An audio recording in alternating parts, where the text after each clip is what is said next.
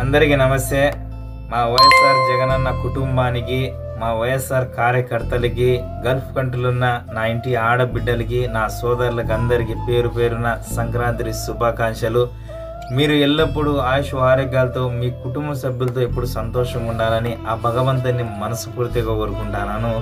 ముఖ్యంగా ఏంటంటే గల్ఫ్ కంట్రీలో ఉన్నప్పుడు ఆడబిడ్డలు ఇంటికాడ నుండి బిడ్డలు ఫోన్ చేసి అమ్మ బెరింతరా అమ్మ అని అంటే చాలా బాధపడి ఏడిసి చాలా బాధపడుతుంటారు. అలాంటి వాళ్ళకి చెప్తాను, మన కష్టాలు బాధలు తగ్గే వరకు ఇలాంటి పండుగలు వస్తుంటాయి పోతుంటాయి. గుండె ధైర్యంతో మనశ్శాంతిగా హ్యాపీగా ఉండండి.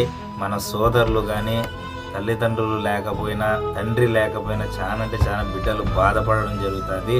ప్రతి ఒక్కరూ హ్యాపీగా ఉండండి, తినండి, బాగుండండి. ఎందుకంటే మనం గల్ఫ్ కంట్రీకి ఏదో చేసేద్దాం ఏదో వేలేద్దామని కాదు, మనం ఈడ కడుపులు మాడినా మన కుటుంబం సంతోషంగా ఉండాలని ఒక్క కారణంతోనే మనం ఈడ బలంగా నిలబడడం కారణము.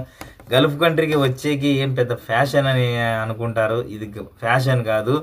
కష్టపడితేనే డబ్బు అనేది వస్తుంది, కష్టపడకపోతే క్యాన్సల్ కొట్టి పంపించడం జరుగుతుంది. ఇది వాస్తవంగా జరగడము. మనం ఎన్నేళ్ళు పనిచేసినా ఇక్కడ మన మాట నమ్మరు, బయట వాళ్ళ మాటే నమ్ముతారు.